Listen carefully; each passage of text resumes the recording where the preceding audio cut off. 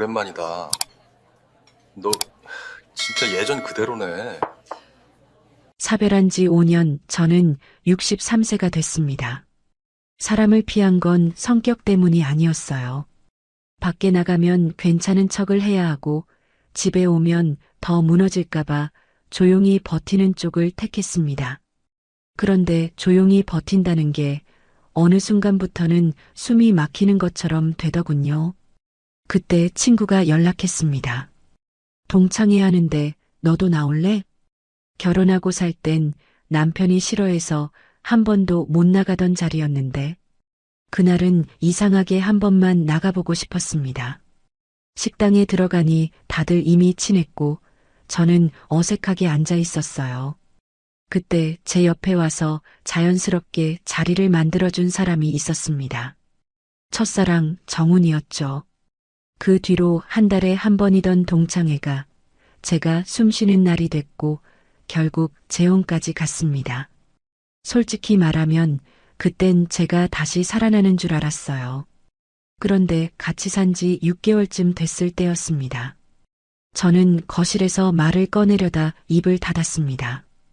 그 사람이 변한 걸 확신할 만한 장면이 있었거든요.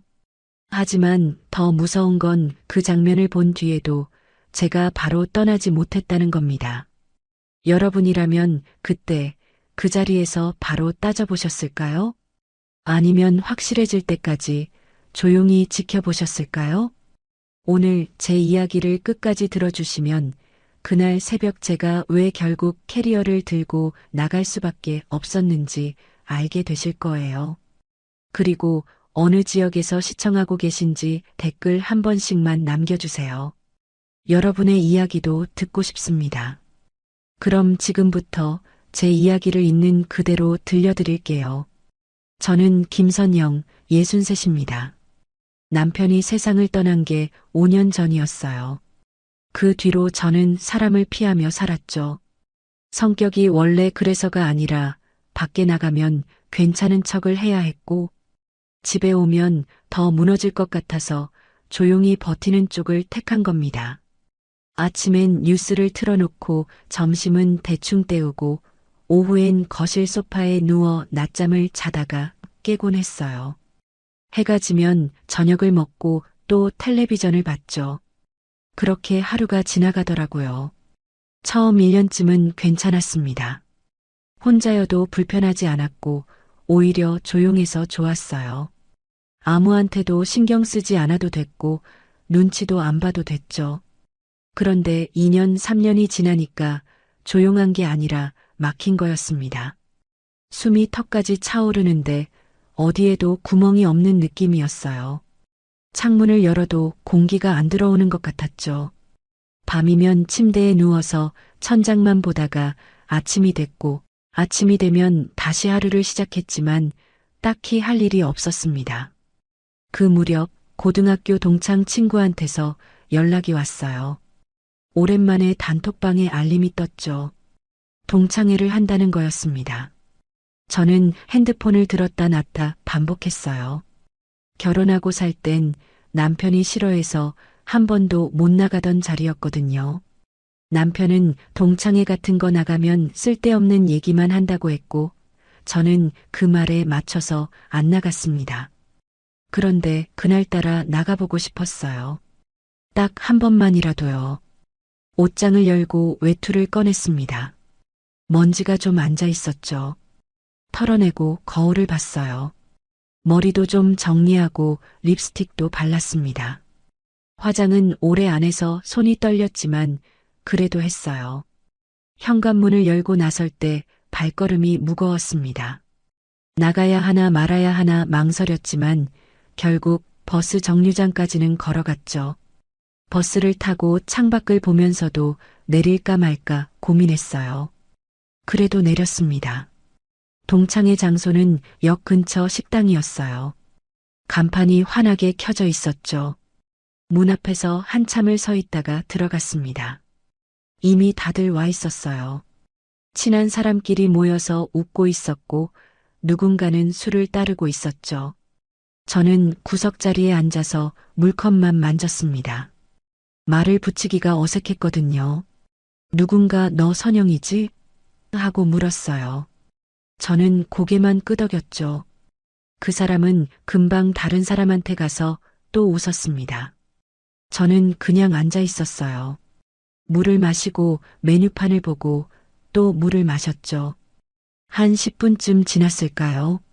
누군가 제 옆에 와서 자리를 만들어주며 말을 건넸어요. 오랜만이라고, 정말 그대로라고 하더라고요.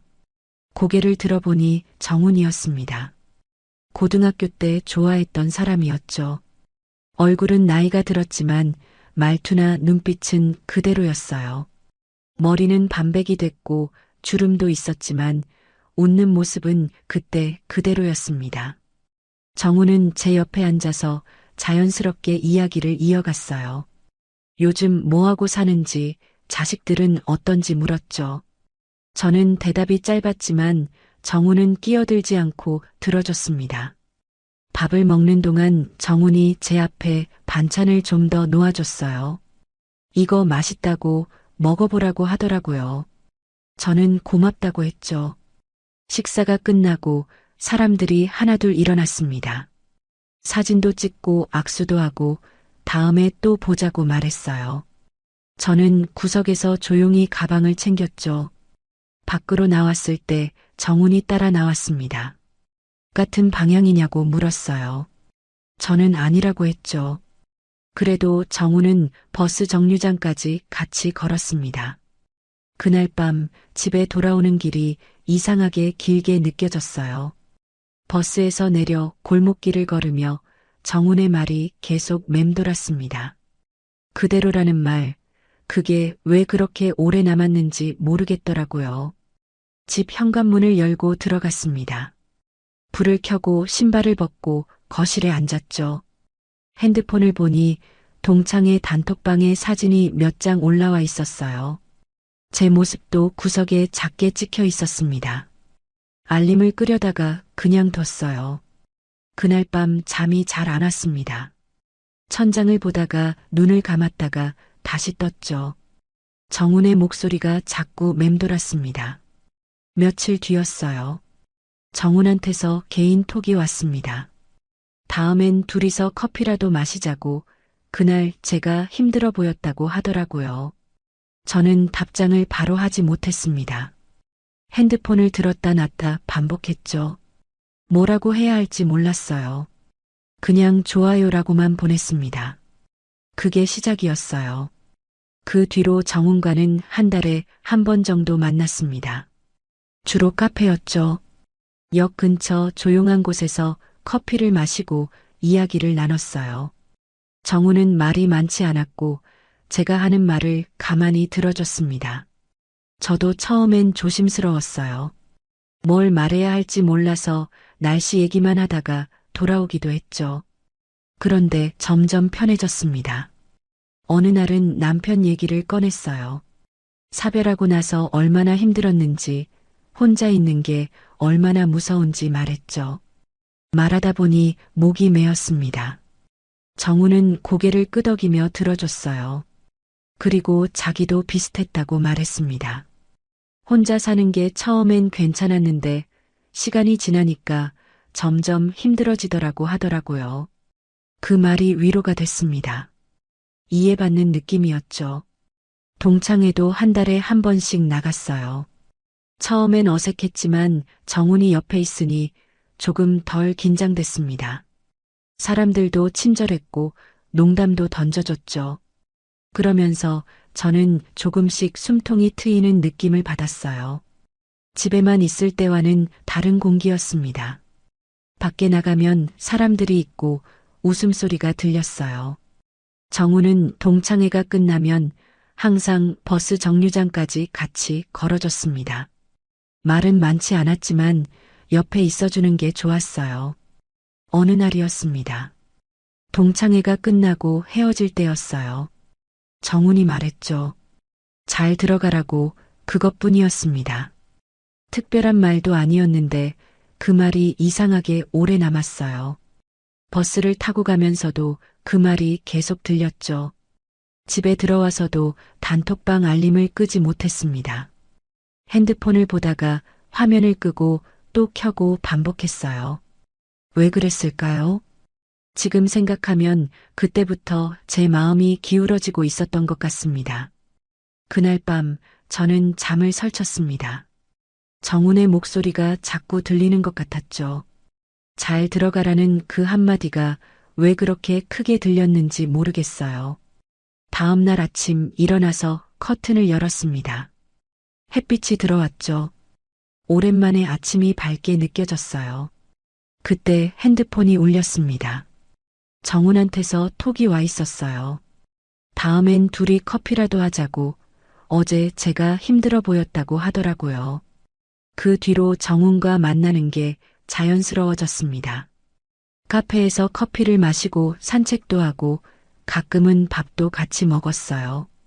저는 그 시간이 좋았죠. 한 달에 한 번 있는 동창회가 제가 숨 쉬는 날이 됐습니다. 그날만큼은 집에 갇혀 있지 않아도 되는 날이었어요. 사람들과 밥을 먹고 웃고 정훈이 옆에 앉아서 농담을 던지면 저도 같이 웃었죠. 정훈은 저를 잘 챙겨줬어요.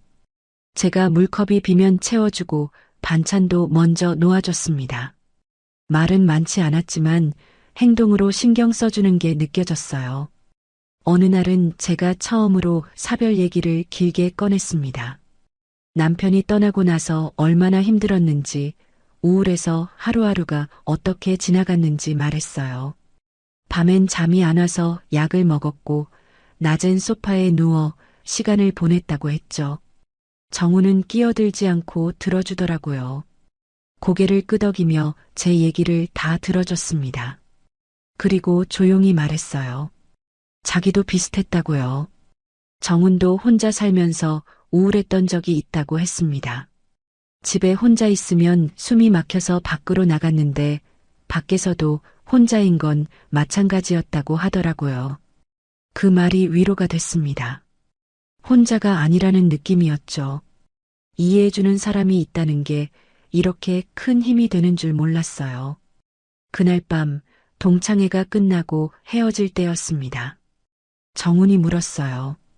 집에 들어가면 또 혼자일 텐데 괜찮겠냐고 잠깐만 자기 집에 올라가서 따뜻한 물이라도 마시고 가라고 하더라고요. 저는 잠깐이라는 말에 기대어 따라갔습니다. 정훈은 오피스텔에 혼자 살고 있었어요. 작은 원룸이었지만 깨끗했죠. 신발을 벗고 들어가니 거실 겸 침실이 한눈에 보였습니다. 작은 책상이 있고 침대가 있고 부엌이 붙어 있었어요.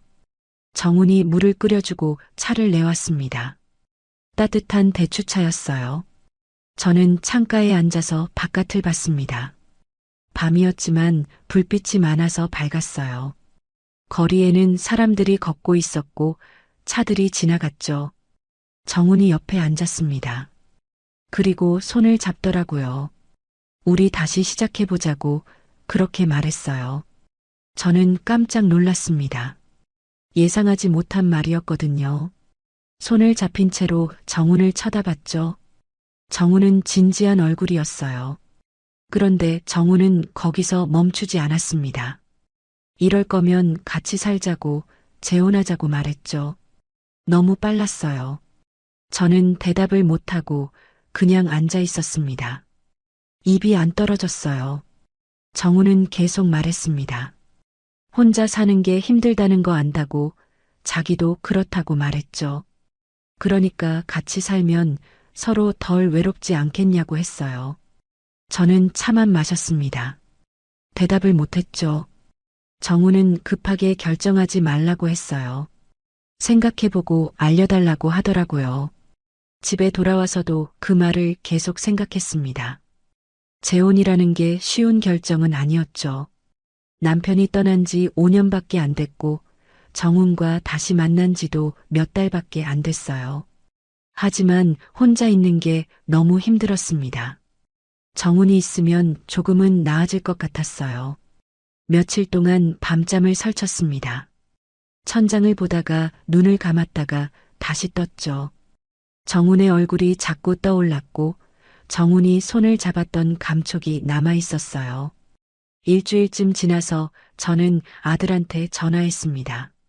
재혼을 생각하고 있다고 말했어요. 아들은 잠깐 조용하더니 엄마가 좋으면 된다고 했습니다. 혼자 사시는 것보다 같이 계시는 게 나을 것 같다고 하더라고요. 딸한테도 전화했습니다. 딸은 반대했어요. 너무 빠르다고 좀 더 생각해 보라고 하더라고요. 엄마가 혼자 계셔서 외로운 건 아는데 그래도 재혼은 신중해야 한다고 말했죠. 저는 딸의 말도 맞다고 생각했습니다. 빠른 건 사실이었으니까요. 그런데 더 기다리면 뭐가 달라질까 그런 생각도 들었어요. 결국 저는 재혼을 결심했습니다. 정훈한테 전화했어요. 같이 살겠다고 재혼하겠다고 말했죠. 정훈은 기뻐했습니다. 목소리가 밝아졌어요. 서류를 준비하기 시작했습니다. 혼인신고서를 떼고 필요한 서류를 챙겼어요. 준비하면서도 제 손이 자꾸 멈췄습니다. 너무 급한 건 아닌가, 이게 맞는 건가 하는 생각이 들었죠. 하지만 서류 봉투를 가방에 넣었어요. 혼인 절차를 마친 날, 저는 정훈 오피스텔로 공식 입주했습니다. 짐은 많지 않았어요. 캐리어 하나, 서류 봉투, 옷 몇 벌이 전부였죠. 큰 짐은 제 집에 그대로 두고 왔습니다. 좁았지만 괜찮다고 스스로를 달랬어요. 정훈은 초반엔 다정했습니다. 아침에 일어나면 밥 먹었냐고 물었고 약은 챙겼냐고도 물었죠. 저는 오랜만에 리듬이 돌아오는 느낌을 받았습니다. 아침엔 밥을 하고 정훈이 먹는 걸 보면 뿌듯했어요. 저녁엔 같이 텔레비전을 보고 차를 마셨죠. 밤에 잠들기 전엔 정훈이 제 손을 잡아줬습니다. 웃는 날이 늘어났어요. 동창회에 나갔을 때 사람들이 축하해줬습니다. 둘이 원래 어울렸다고 잘 됐다고 말했죠. 정훈도 저도 웃으며 고맙다고 했어요. 저는 그 말이 든든했습니다. 딸의 반대가 잠깐 작아지는 느낌이었어요. 그날 밤 동창들이 장난치며 정훈한테 말했습니다. 선영이 잘 챙기라고 혼자 오래 사셨는데 이제 의지할 사람이 생긴 거니까 잘해드리라고 하더라고요. 정훈이 웃으며 대답했습니다. 걱정하지 말라고 이제 저는 자기가 챙길 거라고 했어요. 저는 웃었습니다. 그런데 웃다가도 목이 잠깐 막혔어요. 왜 그랬을까요? 지금 생각하면 그 말투가 조금 이상했던 것 같습니다. 챙긴다는 게 보호가 아니라 소유처럼 들렸죠. 하지만 그땐 넘어갔어요. 좋은 의미로 받아들이려고 했습니다. 집에 돌아와서 정훈은 술을 한 잔 더 마시고 잤습니다. 저는 설거지를 하고 거실을 정리했어요. 작은 공간이었지만 제가 있을 자리가 생긴 것 같았죠. 그날 밤 잠들기 전에 창밖을 봤습니다. 불빛이 여전히 많았어요. 거리에는 사람들이 걷고 차들이 지나갔죠. 그런데 왜일까요? 갑자기 숨이 막히는 느낌이 들었습니다. 재혼하고 한 달이 지났을 때였어요. 저는 행복해서 더 믿으려고 했죠. 그런데 그 믿음이 나중에 제일 아픈 부분이 될 줄은 몰랐습니다. 재혼 생활이 시작되고 한 달쯤 됐을 때였어요. 저는 정훈의 오피스텔에서 살고 있었습니다. 작은 공간이었지만 불편하지 않았어요.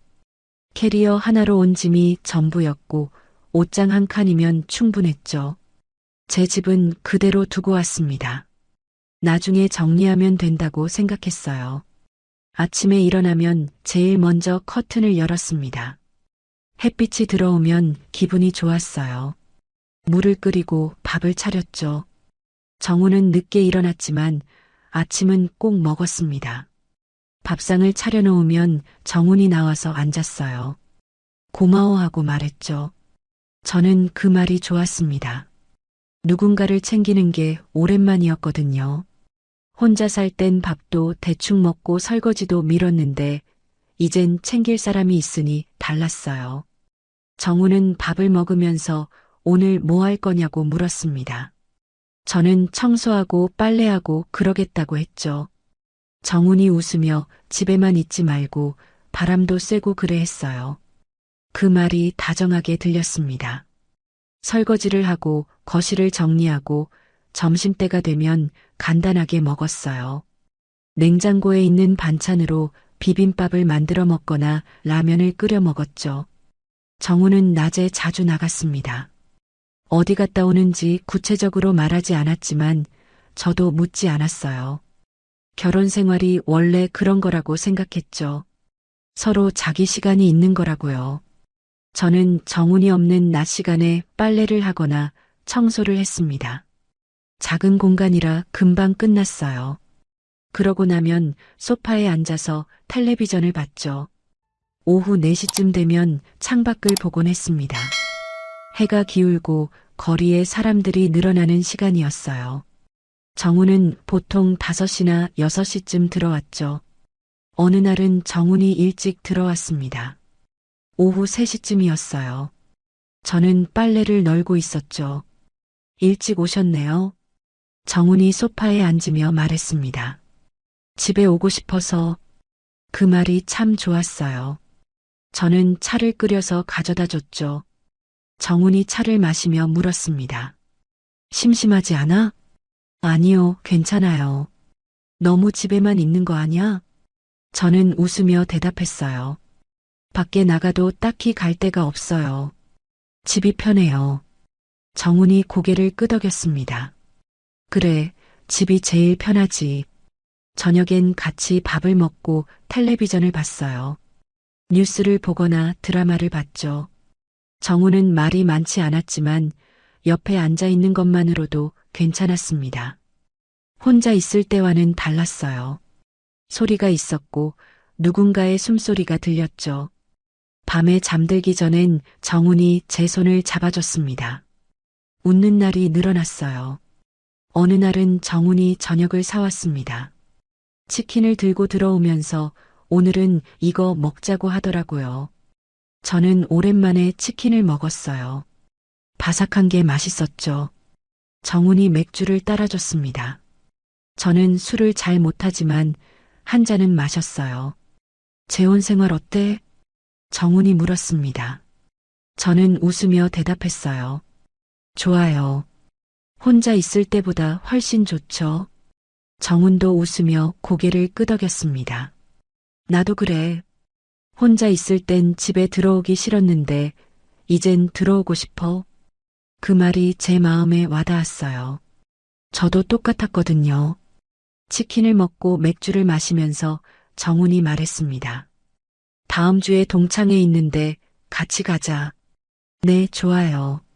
사람들이 많이 축하해 줄 거야. 저는 기대가 됐어요. 동창들이 어떤 반응을 보일지 궁금했죠. 동창회 날이 왔습니다. 저는 옷을 골라 입고 화장도 했어요. 정훈이 예쁘다고 말했죠. 식당에 도착하니 이미 사람들이 와 있었습니다. 정훈과 제가 들어가자 박수가 터졌어요. 축하해. 정말 잘 됐다. 사람들이 반겨줬습니다. 저는 얼굴이 빨개졌죠. 자리에 앉아서 밥을 먹으면서 이런저런 얘기를 나눴어요. 재혼은 언제 했는지, 어떻게 결정했는지, 지금은 어떤지 물었죠. 저는 솔직하게 대답했습니다. 좋아요. 혼자 있을 때보다 훨씬 나아요. 어느 날 동창회 자리에서 친구 하나가 물었습니다. 선영아, 정말 행복해 보여. 오랜만에 보는 표정이야. 저는 웃으며 대답했어요. 그런가요? 저도 오랜만에 이렇게 마음이 편해요. 정훈이 옆에서 제 어깨를 가볍게 두드렸습니다. 친구들이 웃으며 잘 됐다고 했어요. 둘이 원래 어울렸어. 고등학교 때부터 보기 좋았다니까. 저는 그 말이 든든했습니다. 딸이 반대했던 게 잠깐 작아지는 느낌이었어요. 제 선택이 틀리지 않았다는 생각이 들었죠. 밥을 먹으면서 사람들이 이런저런 얘기를 했습니다. 누가 손주를 봤다는 얘기, 누가 여행을 다녀왔다는 얘기, 동네 소식 같은 것들이었어요. 저는 듣고 있다가 가끔 웃었습니다. 정훈도 옆에서 농담을 던졌어요. 사람들이 웃었죠. 그날 밤 동창들이 장난치며 정훈한테 말했습니다. 정훈아, 선영이 잘 챙겨. 혼자 오래 사셨는데 이제 의지할 사람이 생긴 거니까 잘해드려. 정훈이 웃으며 대답했어요. 걱정 마. 이제 얘는 내가 챙길 거야. 저는 웃었습니다. 그런데 웃다가도 목이 잠깐 막혔어요. 왜 그랬을까요? 지금 생각하면 그 말투가 조금 이상했던 것 같습니다. 챙긴다는 게 보호가 아니라 관리처럼 들렸죠. 하지만 그땐 넘어갔어요. 좋은 의미로 받아들이려고 했습니다. 정훈이 저를 소중히 여긴다는 뜻이라고 생각했어요. 집에 돌아와서 정훈은 술을 한 잔 더 마시고 잤습니다. 저는 설거지를 하고 거실을 정리했어요. 작은 공간이었지만 제가 있을 자리가 생긴 것 같았죠. 컵을 닦으면서 생각했습니다.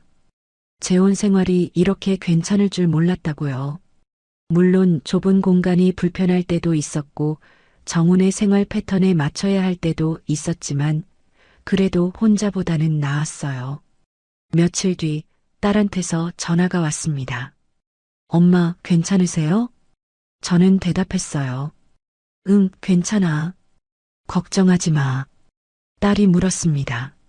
정훈 씨는 잘하세요? 응, 잘해. 밥도 잘 먹고 저한테도 잘하고. 딸은 잠깐 조용하더니 말했어요. 그래도 힘든 거 있으면 말씀하세요. 혼자 참지 마시고요.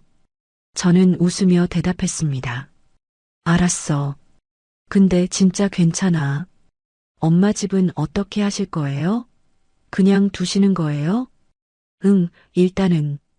나중에 정리하면 되지. 딸이 한숨을 쉬었습니다. 너무 급하게 하신 것 같긴 한데 그래도 엄마가 좋으시면 됐어요. 전화를 끊고 나서 생각했습니다. 딸이 왜 그렇게 물었을까요? 제가 힘들어 보였을까요? 아니었습니다. 저는 괜찮았어요.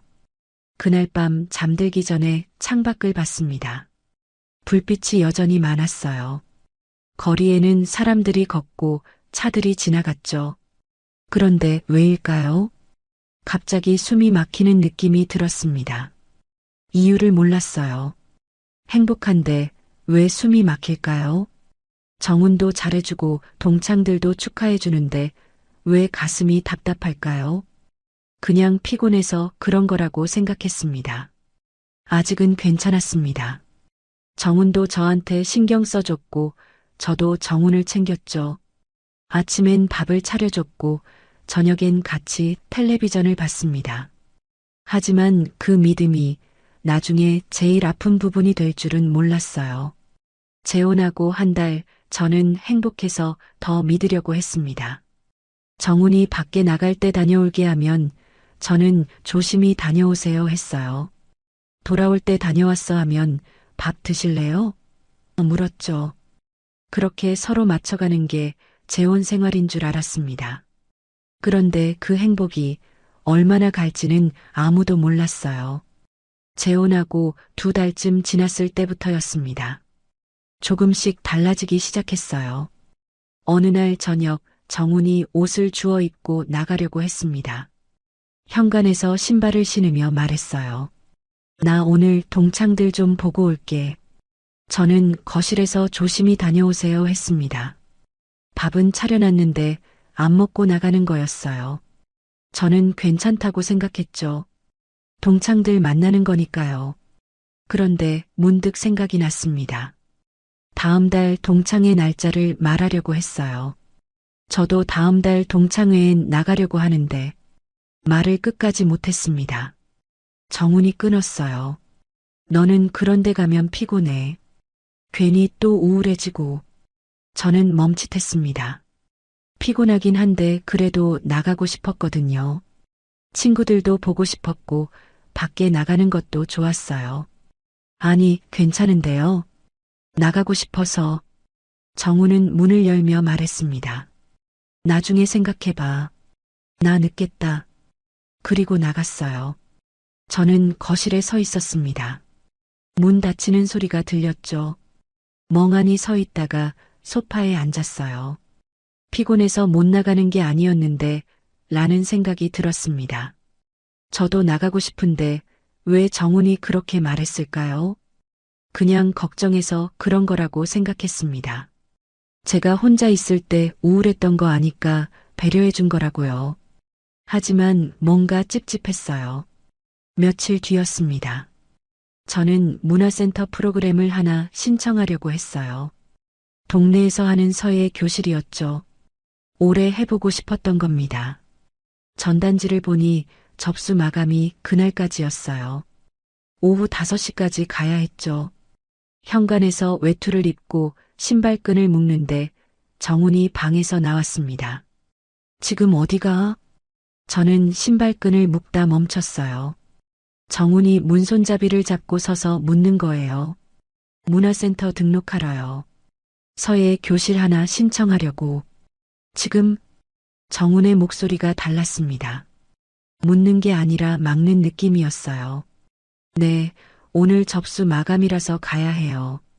나중에 해. 오늘 날씨도 안 좋잖아. 밖을 보니 날씨는 괜찮았습니다. 흐렸지만 비도 안 왔죠. 바람도 별로 없었어요. 그래도 오늘 마감인데. 정훈이 말을 끊었습니다. 다음에도 있을 거 아냐? 오늘은 그냥 있어. 저는 신발끈을 풀었어요. 그럼 나중에요. 정훈이 문손잡이에서 손을 떼고 방으로 들어갔습니다. 저는 외투를 벗고 거실에 앉았어요. 왜 나중에 하라고 했을까 생각했죠. 그냥 궁금해서 물어본 건가 아니면 나가지 말라는 건가 헷갈렸습니다. 결국 그날은 못 나갔어요. 접수 마감이 지나갔죠. 다음 날 문화센터에 전화해 봤습니다. 추가 접수가 있냐고 물었어요. 없다고 하더라고요. 저는 전화를 끊고 한숨을 쉬었습니다. 서예 교실 해보고 싶었는데요. 그 무렵부터 정훈은 자주 늦게 들어왔습니다. 밤 11시, 12시쯤 들어오는 날이 많았어요. 술 냄새가 났죠. 어느 날은 새벽 1시에 들어왔습니다. 저는 잠들지 못하고 거실에서 기다리고 있었어요. 텔레비전을 켜놨다가 소리를 줄였다가 다시 켰다가 반복했죠. 현관문이 열렸습니다. 정훈이 들어왔어요. 늦으셨네요. 정훈은 신발을 벗으며 대답했습니다. 피곤해. 자야지.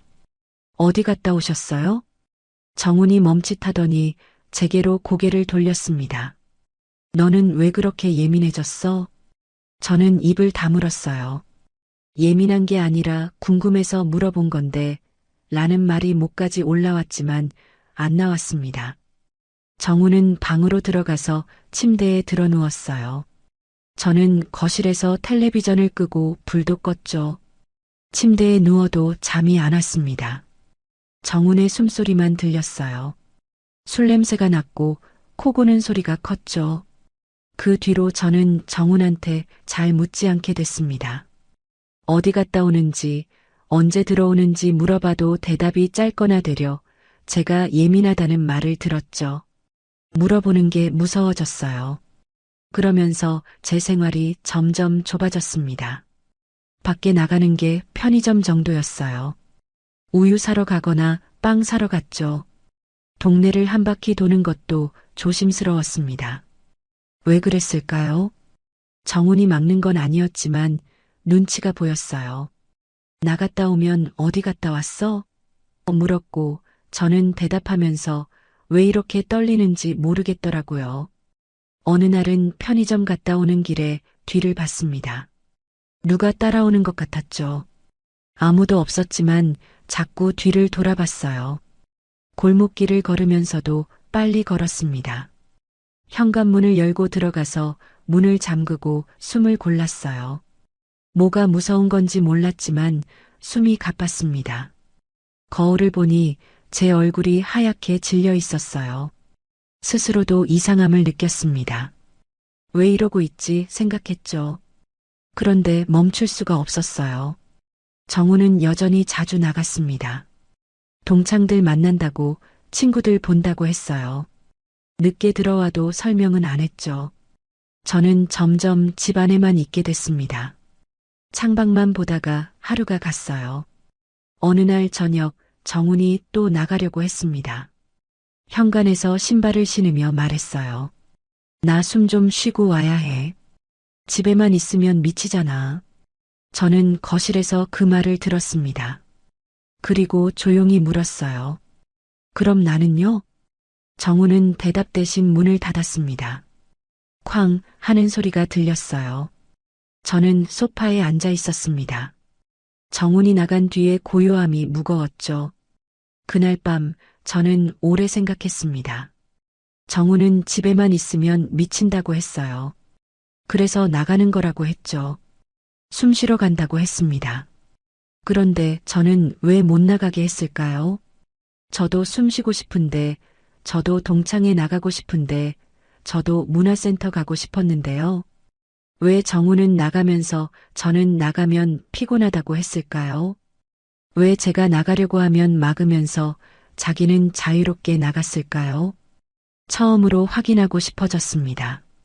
정훈이 어디 가는지, 누구 만나는지, 정말 동창들만 보는 건지요. 하지만 따져 물을 용기는 없었어요. 물어봤다가 또 제가 예민하다는 말을 들을 것 같았죠. 아니면 너는 왜 그렇게 의심이 많아졌냐는 말을 들을 것 같았습니다. 그날 밤 저는 잠들지 못하고 창밖만 봤습니다. 불빛은 여전히 많았지만 제 안은 점점 어두워지는 느낌이었어요. 나는 못 나가게 하면서 자기는 왜 맘대로 나가는 걸까요? 재혼하고 넉 달쯤 됐을 때였습니다. 저는 매일 아침 일어나서 똑같은 일을 반복했어요. 커튼을 열고 물을 끓이고 밥을 차리고 정훈이 일어나길 기다렸죠. 정훈은 밥을 먹고 나갔고 저는 설거지를 하고 집 안에 있었습니다. 그런데 그 무렵부터 이상한 생각이 들기 시작했어요. 어느 날 아침 저는 침대 밑을 보고 있었습니다. 캐리어가 거기 있었죠. 재혼할 때 가져온 그 캐리어였어요. 꺼내볼까 하는 생각이 들었습니다. 정훈이 나가고 나서 캐리어를 꺼냈어요. 바퀴에서 소리가 날까봐 조심스럽게 끌었죠. 거실에 세워두고 지퍼를 열어봤습니다. 비어 있었어요. 옷은 다 옷장에 넣었으니까요. 그런데 왜 꺼냈을까요? 지금 생각하면 그때부터 준비하고 있었던 것 같습니다. 무의식적으로요. 캐리어를 다시 침대 밑에 넣었어요. 바퀴 소리가 날까봐 들어서 넣었죠. 그날 오후 저는 서류 봉투를 찾았습니다. 재혼할 때 가져온 서류들이 들어있는 봉투였어요. 신분증 사본, 혼인신고서 사본, 제 집 등기부등본 같은 것들이었죠. 서류를 하나하나 확인했습니다. 다 있었어요. 왜 확인했을까요? 그것도 모르겠습니다. 그냥 확인하고 싶었어요. 며칠 뒤 저는 작은 파우치를 하나 샀습니다.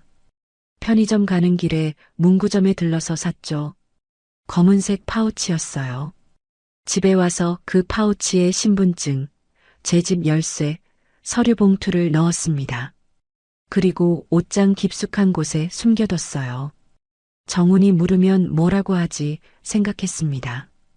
그런데 정훈은 물어보지 않았어요. 제 옷장을 열어볼 일도 없었죠. 그 무렵 정훈의 외출은 더 잦아졌습니다. 어느 날 저녁 정훈이 또 나가려고 했어요. 현관에서 재킷을 입으며 말했습니다. 나 숨 좀 쉬고 와야 해. 집에만 있으면 미치잖아. 저는 거실 소파에 앉아서 그 말을 들었습니다. 또 그 말이구나 생각했죠. 정우는 계속 말했어요. 사람이 집에만 박혀 있으면 답답하잖아. 나가서 바람도 쏘고 친구들도 보고 그래야지. 저는 조용히 물었습니다. 그럼 나는요? 정훈이 신발을 신다 멈췄어요. 그리고 고개를 돌려 저를 봤죠. 너는 나가봤자 피곤해하잖아. 저도 나가고 싶은데요. 정훈이 한숨을 쉬었습니다. 또 시작이야? 나가고 싶으면 나가. 근데 나중에 힘들다고 하지 마. 그리고 문을 열고 나갔어요. 저는 소파에 그대로 앉아 있었습니다. 문 닫히는 소리가 들렸죠. 그날 밤 10시쯤 핸드폰이 울렸습니다. 동창회 때 친하게 지냈던 친구였어요. 개인톡이었죠. 선영아, 미안한데 말해줘야 할 것 같아서. 다음 메시지가 왔습니다. 정훈이 지금 우리 동창회 아니야. 다른 여자들이랑 술집에 있어. 내가 우연히 지나가다 봤는데 주소 보낼까? 손이 떨렸습니다. 핸드폰을 쥔 손에 힘이 들어갔어요. 화면이 흔들렸죠. 친구가 또 메시지를 보냈습니다. 말 안 하려고 했는데 너한테 미안해서 확인이라도 해봐. 주소가 왔습니다. 역 근처 술집이었어요. 저는 핸드폰을 내려놨다가 다시 들었습니다. 주소를 또 봤어요. 무슨 생각이었을까요? 지금도 잘 모르겠습니다. 저는 파우치를 꺼냈어요. 그리고 외투를 입었습니다.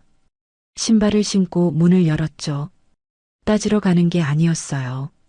친구가 잘못 본 게 아닐까 확인하고 싶었습니다. 정훈이 정말 거기 있는지, 정말 다른 여자들이랑 있는지 보고 싶었어요. 거리는 조용했습니다. 버스를 탔죠. 창밖을 보면서 손을 꽉 쥐었습니다. 손바닥에 땀이 났어요. 버스 안에서 계속 생각했습니다. 친구가 틀렸을 거야. 정우는 동창들이랑 있을 거야. 내가 오해하는 거야. 그런데 가슴이 두근거렸습니다. 나쁜 예감이었어요. 술집은 역 근처에 있었습니다. 간판이 환하게 켜져 있었죠. 저는 골목 입구에서 멈춰 섰어요. 안으로 들어갈까 말까 고민했습니다. 그냥 밖에서 기다릴까 생각했죠. 숨을 고르려고 했는데 잘 안 됐어요. 가슴이 답답했습니다. 그때였습니다. 술집 문이 열렸어요. 사람들이 나왔습니다. 정훈이 보였어요. 저는 골목 그늘에 서서 봤습니다. 숨을 참았어요. 정훈은 술에 취해 있었습니다. 비틀거렸죠. 옆에 여자 2명이 있었어요. 젊은 여자들이었습니다. 동창이 아니었어요. 한 명이 정훈 팔을 잡아 끌었습니다. 정훈은 피하지 않았어요. 웃으면서 따라갔죠. 저는 그 장면을 보고 있었습니다. 다리가 떨렸어요. 서 있는 것도 힘들었죠. 그런데 움직일 수가 없었습니다. 그들은 골목 안쪽으로 걸어갔습니다. 모텔 쪽 방향이었어요. 여자가 정훈한테 뭐라고 말했습니다. 못 들었지만 웃으면서 말하는 게 보였어요. 정훈도 웃었습니다. 저는 그 웃음을 봤어요. 제 옆에서는 한 번도 본 적 없는 표정이었습니다. 가슴이 무너지는 느낌이었어요. 숨이 안 쉬어졌습니다. 손이 차가워졌습니다. 다리가 후들거렸죠. 저는 따라가지 않았습니다. 그냥 서 있었어요. 얼마나 서 있었는지 모르겠습니다. 한참 뒤에 돌아섰습니다. 버스 정류장으로 걸었어요. 다리가 제대로 안 움직였지만 걸었죠. 버스를 탔습니다. 앉아서 창밖을 봤어요. 눈물은 안 났습니다. 그냥 멍했어요.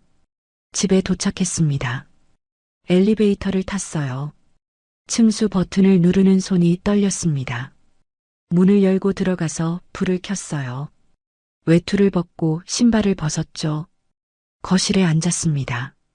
시계를 봤습니다. 밤 11시 반이었어요. 정우는 새벽 2시쯤 들어왔습니다. 저는 침대에 누워 있었지만 자지 않았어요. 정훈이 들어오는 소리가 들렸죠. 신발 벗는 소리, 화장실 가는 소리, 물 내리는 소리가 다 들렸습니다. 정훈이 침대에 누웠어요. 술 냄새가 났죠. 여자 향수 냄새도 났습니다. 저는 눈을 뜨고 천장을 봤습니다. 어둠 속에서 천장만 보였어요. 다음 날 아침 정훈이 늦게 일어났습니다. 저는 밥을 차려놨지만 식탁에 앉지 않았어요. 정훈이 거실로 나와서 물었습니다. 밥 안 먹어? 저는 주방에 서서 대답했어요. 저는 먹었어요. 거짓말이었습니다. 안 먹었죠. 정훈이 혼자 밥을 먹고 설거지를 싱크대에 놔뒀어요. 저는 정훈이 나간 뒤에 설거지를 했습니다. 며칠이 지났습니다. 저는 정훈한테 묻지 않았어요. 그날 밤 어디 갔었는지, 누구랑 있었는지 물어보지 않았죠. 물어봤자 소용없다는 걸 알았습니다. 정훈은 부인할 게 뻔했어요. 아니면 제가 의심병이 있다고 할 거였죠. 그 대신 저는 결심했습니다. 말로 해결할 사람이 아니라고요.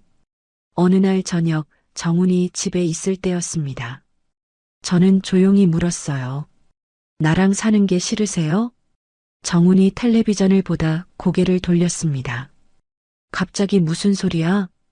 그냥 제가 집에만 있는 게 답답하시나 해서요. 정훈이 한숨을 쉬었어요. 집에만 있는 거 싫어. 원래 나 그래. 밖에 나가야 숨이 쉬어져. 그럼 나는 왜 못 나가게 하셨어요? 정훈이 표정이 굳었습니다. 뭐, 저도 나가고 싶은데 자꾸 피곤하다고 나가지 말라고 하셨잖아요. 정훈이 소파에서 일어났어요. 너는 나가면 문제 생겨. 괜히 시끄럽게 굴지 마. 저는 더 이상 말하지 않았습니다. 확신했죠. 다정함이 아니었다는 걸요. 관리였다는 걸요. 그날 밤 저는 결론 내렸습니다. 서류로 끝내겠다고요. 재혼하고 6달이 됐을 때였습니다. 저는 더 이상 기다리지 않기로 했어요. 어느 날 새벽 정훈이 깊게 잠들었을 때였습니다. 시계를 보니 새벽 4시였어요. 저는 조심스럽게 침대에서 일어났습니다. 정훈의 숨소리를 확인했죠. 규칙적으로 숨을 쉬고 있었어요. 옷장을 열었습니다. 소리가 날까봐 천천히 열었죠. 파우치를 꺼냈어요. 신분증, 집 열쇠, 서류 봉투가 들어 있었습니다. 침대 밑에서 캐리어를 꺼냈어요. 바퀴 소리가 날까봐 들어서 꺼냈죠. 무거웠지만 참았습니다. 옷을 몇 벌 챙겼어요. 많이 가져갈 순 없었어요. 필요한 것만 챙겼죠. 거실로 나왔습니다. 정훈이 깨지 않았어요. 현관에서 신발을 신었습니다. 외투를 입고 캐리어를 들었죠. 문을 열 때가 제일 조심스러웠어요. 문손잡이를 천천히 돌렸습니다. 소리가 나지 않게 손으로 문을 받치며 열었죠. 밖으로 나가서 문을 닫을 때도 똑같이 했어요. 손으로 문을 받치며 천천히 닫았습니다. 복도에 나왔어요. 숨을 삼켰죠. 엘리베이터를 탈까, 계단으로 내려갈까 고민했습니다. 엘리베이터 소리가 클 것 같아서 계단을 택했어요. 캐리어를 들고 계단을 내려갔습니다. 팔이 아팠지만 참았죠. 1층에 도착해서 밖으로 나왔어요. 새벽 공기가 차갑게 느껴졌습니다. 택시를 잡았어요. 기사님한테 주소를 말했죠. 제 집 주소였습니다. 택시 안에서 뒤를 봤어요. 정훈이 따라오진 않았습니다. 당연했죠. 자고 있을 테니까요. 창밖을 보며 손을 꽉 쥐었습니다. 떨렸지만 돌아가지 않았어요. 제 집에 도착했습니다. 6달 만에 돌아온 집이었어요. 현관문 앞에 섰습니다. 열쇠를 꺼내서 문을 열었어요. 불을 켰습니다. 집은 그대로였어요. 먼지가 쌓여 있었지만 제 냄새가 났죠. 캐리어를 거실에 놔두고 창문을 열었습니다. 환기를 시켰어요. 바람이 들어왔죠. 제일 먼저 한 일은 도어락 비밀번호를 바꾸는 거였습니다. 정우는 제 집 비밀번호를 몰랐지만 그래도 바꿨어요. 새 번호를 누르고 확인했습니다. 바뀌었죠. 소파에 앉았어요. 오랜만에 앉는 제 소파였습니다. 핸드폰을 봤어요. 정훈한테서 연락은 없었습니다. 아직 자고 있을 거였죠. 그날 아침 정훈한테서 전화가 왔습니다. 받지 않았어요. 문자가 왔죠. 어디 갔어? 왜 없어? 장난하지 마. 답장하지 않았습니다. 며칠 뒤 저는 가정법원에 갔어요. 협의 이혼 신청서를 작성했습니다. 창구 직원이 서류를 확인하고 물었어요. 배우자분도 동의하시나요? 아직 말은 안 했지만 통지서 보내주시면 동의할 겁니다. 직원이 안내문을 줬어요. 정훈한테도 통지서가 갈 거라고 했죠. 양쪽 다 출석하셔야 이혼이 가능합니다. 의사 확인 기일이 잡히면 연락드릴게요. 저는 고개를 끄덕였습니다. 집에 돌아와서 달력을 봤어요. 숙려 기간이 지나면 기일이 잡힐 거였죠. 정훈한테서 계속 연락이 왔습니다. 전화, 문자, 카톡이 왔어요. 처음엔 어디 갔냐였다가 나중엔 장난하지 마로 바뀌었죠. 받지 않았습니다. 일주일쯤 지나서 정훈한테서 긴 문자가 왔어요. 법원에서 통지서 왔다. 이혼하겠다는 거냐? 전화해. 저는 짧게 답장했습니다. 네. 협의 이혼 동의해 주세요. 정훈한테서 욕이 섞인 문자가 왔어요. 읽지 않고 차단했습니다.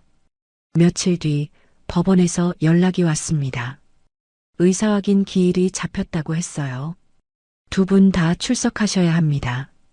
같은 날, 같은 시간입니다. 저는 떨렸지만 알겠다고 했습니다. 의사 확인 기일날 저는 법원에 갔어요. 복도에서 정훈을 봤습니다. 멀리 서 있었죠. 눈이 마주쳤지만 말은 안 했어요. 정훈이 다가왔습니다. 정말 이러는 거야? 저는 대답하지 않았어요. 담당자가 불렀습니다. 김선영 씨, 박정훈 씨, 들어오세요. 안으로 들어갔습니다. 정훈과 저는 각자 의자에 앉았어요. 담당자가 물었습니다. 두 분 다 이혼에 동의하시나요? 저는 대답했어요. 네. 정훈도 대답했습니다. 네. 재결합 의사는 없으신가요? 없습니다. 정훈도 말했어요. 없습니다. 서류에 각자 서명했습니다. 확인 도장을 받았죠. 나올 때 정훈이 말했어요. 후회할 거야. 저는 대답하지 않았습니다. 그냥 걸어 나왔죠. 돌아올 때 버스를 탔어요. 창밖을 보며 생각했습니다. 이제 끝이구나 하고요. 이혼이 확정되고 일주일쯤 지났을 때였습니다. 동창회 단톡방에 알림이 떴어요. 다음 달 일정을 묻는 메시지였죠. 저는 핸드폰을 들고 한참 생각했습니다. 그리고 단톡방을 나갔어요. 나가기 전에 친한 친구 한 명한테 개인톡을 보냈습니다. 미안한데 나 동창회 이제 안 나갈 것 같아. 정훈이랑 이혼했거든. 단톡방도 나갈게. 친구가 전화를 걸어왔어요. 받았습니다. 선영아, 무슨 일이야? 저는 짧게 설명했어요. 재혼 생활이 힘들었다고, 이혼했다고요. 그래도 동창회는 나와. 정훈이 나오는 날 피해서 나오면 되잖아. 저는 고개를 저었습니다. 친구는 못 봤지만요. 아니야. 거기 가면 정훈 생각날 것 같아. 깨끗하게 끊고 싶어. 친구가 한숨을 쉬었어요. 알았어. 그래도 힘들면 연락해. 응, 고마워. 전화를 끊고 단톡방 나가기 버튼을 눌렀습니다. 정말로 나갔어요. 이제는 제 집에서 살고 있습니다. 아침에 일어나면 커튼을 열고 물을 끓여요. 누굴 위해서가 아니라 제가 마시려고요. 문화센터 서예 교실에 등록했습니다. 오래 해보고 싶었던 거였죠. 지난주부터 다니고 있어요. 붓을 잡고 먹을 갈 때 마음이 고요해집니다. 동네 도서관 독서 모임에도 나가기 시작했어요. 한 달에 2번 모이는데 새로운 사람들을 만나니까 좋더라고요. 정훈과 관련 없는 사람들이요. 밖에 나갈 때 이제 뒤를 안 봅니다. 누가 따라오는 것 같지도 않아요. 편의점 가는 것도, 동네 한 바퀴 도는 것도 자유롭습니다. 혼자지만 외롭지 않아요. 아니, 혼자라서 편합니다. 저는 식탁에 앉아서 서류를 정리했어요. 열쇠, 신분증, 서류 봉투를 가지런히 놓았죠. 달력을 봤습니다. 이혼 확정 날짜 옆에 작은 체크를 했어요. 현관에 섰습니다. 21번 고르고 불을 껐어요. 아니, 껐다가 다시 켰습니다. 제 집이니까요. 제가 불을 켜고 끄는 거였죠. 문을 잠그는 소리가 들렸습니다. 이번에는 끝이 아니라 정리로 들렸어요. 재혼이 틀렸다는 게 아닙니다. 저는 사람을 잘못 봤을 뿐이죠. 정우는 저를 사랑한 게 아니라 관리하려고 했던 겁니다. 그걸 알았을 때 저는 선택했어요. 떠나기로요. 여러분이라면 어떻게 하셨을까요? 사랑이라고 믿었던 게 사실은 통제였다는 걸 알았을 때 바로 떠나셨을까요? 아니면 저처럼 확실해질 때까지 기다렸다가 조용히 정리하셨을까요? 저는 후회하지 않습니다. 제 선택이었으니까요. 오늘 이야기 끝까지 들어주셔서 고맙습니다. 구독해두시면 다음 사연도 과장 없이 있는 그대로 더 친절하게 들려드릴게요.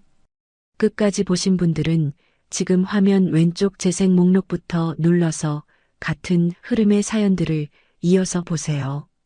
그리고 오른쪽 추천 영상은 이 지옥이 시작된 첫 단추가 더 선명하게 나옵니다. 지금 바로 하나만 눌러주시면 그대로 이어집니다. 이어집니다. 이어집니다. 이어집니다. 이어집니다.